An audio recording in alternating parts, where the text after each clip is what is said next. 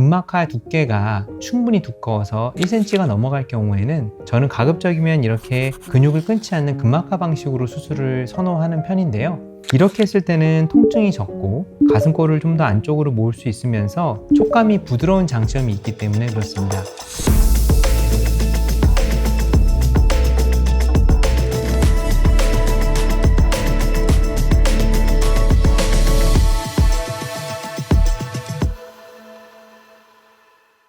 안녕하세요. 조목조목TV 성형외과 전문의 조정목입니다. 오늘 시간에는 자연스러운 모습으로 겨드랑이 절개를 통해서 근막하로 모티바 보형물을 이용해서 수술한 케이스에 대해서 리뷰해보는 시간을 갖도록 하겠습니다. 우선 환자분께서는 30대 후반 여성분이신데요. 키는 160 정도고 몸무게는 53kg셨습니다. 수술하기 전에는 밑둘레가 71이시고 가슴 컵 사이즈는 70A컵이셨는데요. 일반적인 체형에 가까운 많이들 가지고 계신 체형이라고 저는 생각을 합니다. 가슴 크기는 왼쪽이 아주 약간 더 컸는데 왼쪽의 흉곽이 1mm 정도 앞으로 돌출되어 있고 가슴의 볼륨도 17cc 정도 볼륨이 더 많았습니다. 일반적으로 왼쪽 흉곽이 앞으로 돌출되어 있는 이유는 심장이 약간의 왼쪽에 있기 때문인데요. 그것 때문에 일반적으로는 왼쪽 가슴이 약간씩 더 큰 경우가 많습니다. 이분 같은 경우는 가슴의 좌우 차이가 크진 않았기 때문에 같은 사이즈의 보형물을 사용했고 초음파로 측정을 했을 때 근육과 이중평면으로 두께를 잡았을 때는 2cm,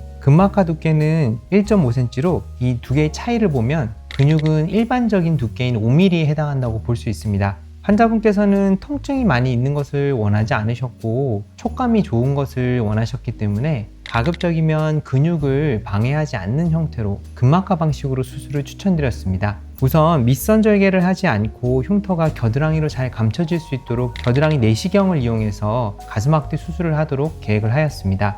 수술 방법은 근막하로 수술 계획을 세웠고요. 지금 유두가 잘 보이진 않지만 오른쪽 유두의 위치가 좀 아래쪽에 있었기 때문에 오른쪽의 유두를 조금 위로 올라갈 수 있도록 수술 계획을 세웠습니다. 사용하게 된 보형물은 모티바 데미 340cc인데요. 환자분께서는 아주 말랑말랑한 가슴을 갖고 계시기보다는 어느 정도 탄력이 있는 가슴을 갖고 계셨기 때문에 본인이 만져보셨을 때 촉감이 본인의 가슴과 비슷한 모티바를 고르셨습니다.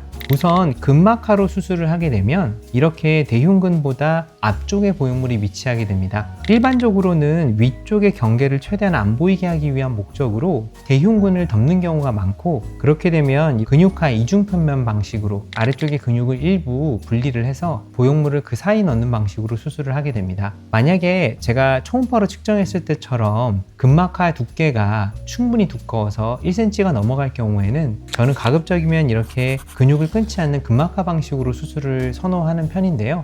이렇게 했을 때는 통증이 적고 가슴골을 좀 더 안쪽으로 모을 수 있으면서 촉감이 부드러운 장점이 있기 때문에 그렇습니다. 하지만 모든 경우에 근막하로 다 수술하는 것은 아니고 필요한 경우에는 기본적인 방법에 해당하는 근육하 이중평면으로 수술을 추천해 드리고 있습니다.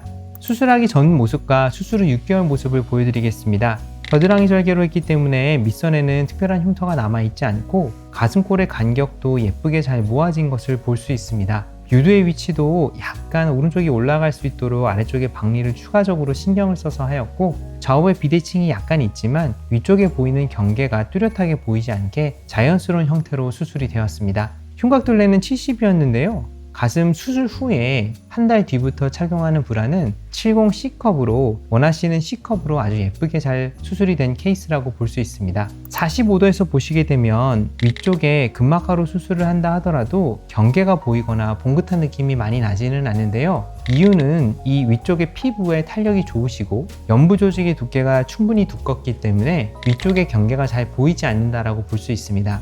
만약에 조직이 너무 얇고 이런 경우에는 근육을 위쪽을 덮어서 위쪽의 보형물 경계가 잘 보이지 않도록 수술하시는 것이 필요합니다. 아래쪽의 밑선은 충분히 잘 늘어날 수 있도록 수술이 진행이 되었고 가슴골도 안쪽으로 잘 모아지면서 가슴의 바깥쪽 부분에도 너무 벌어지지 않는 형태로 경계가 잘 보이지 않게 수술이 잘 되었습니다.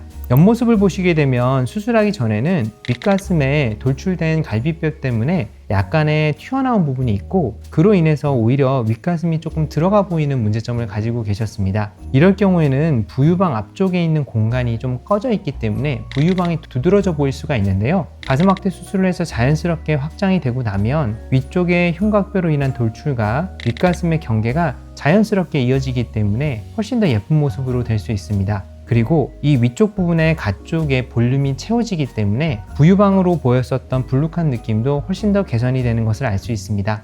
가슴의 밑선 부분도 충분히 잘 늘어났기 때문에 아래쪽은 동그랗고 위쪽은 편편한 물방울 모양으로 수술이 잘 되었습니다. 반대쪽 45도도 보시면 윗가슴의 뽕긋한 부분들과 꺼져 있는 부분들이 잘 교정된 것을 볼 수가 있는데요. 사이즈를 충분히 크게 했음에도 불구하고 위쪽은 편편한 모습으로 잘 자리가 잡혀 있고 바깥쪽에도 경계가 그렇게 많이 도드라지지 않는 형태로 수술이 잘 되었습니다. 왼쪽 옆모습 같은 경우에도 충분히 자연스러운 형태로 윗가슴이 형성이 되었는데요. 이렇게 아래쪽에 피부가 잘 늘어나고 윗가슴이 편편하게 되면 자연스러운 물방울 모양으로 수술이 된다고 볼 수 있습니다. 만세를 했을 때 보시면 겨드랑이 주름처럼 보일 만한 위치에 선택을 해서 절개를 하였는데요. 자세히 보지 않으면 많이 눈에 띄지 않는 형태로 자연스러운 주름처럼 보이게 겨드랑이 절개 흉터가 남았습니다. 어느 정도 색깔이 있기 때문에 눈에 띄어서 볼 수는 있지만 6개월만 지나도 이렇게 많이 자연스러운 형태로 수술이 된다고 볼 수 있고 가슴의 위치나 아래쪽의 밑선, 가슴골 모양도 예쁘게 잘 수술된 것을 볼 수가 있습니다.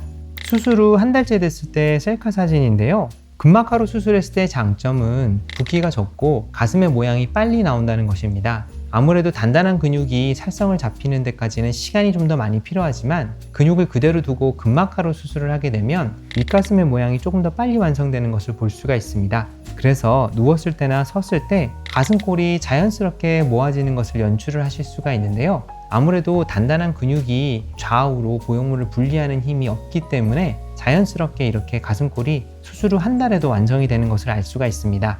수술 후 한 달째와 수술 후 두 달째의 셀카 사진인데요. 첫 달째는 약간의 붓기가 조금 있어서 윗가슴이 좀 더 봉긋한 느낌이 있을 수 있지만 두 달째가 되면 조금 더 자연스러운 모습으로 나올 수 있고 6개월째에서는 살성도 다 풀리고 윗가슴의 붓기도 어느 정도 완성이 되어서 자연스러운 편편한 윗가슴과 동그란 아랫가슴 형태로 가슴 수술 결과가 아주 잘 나왔습니다.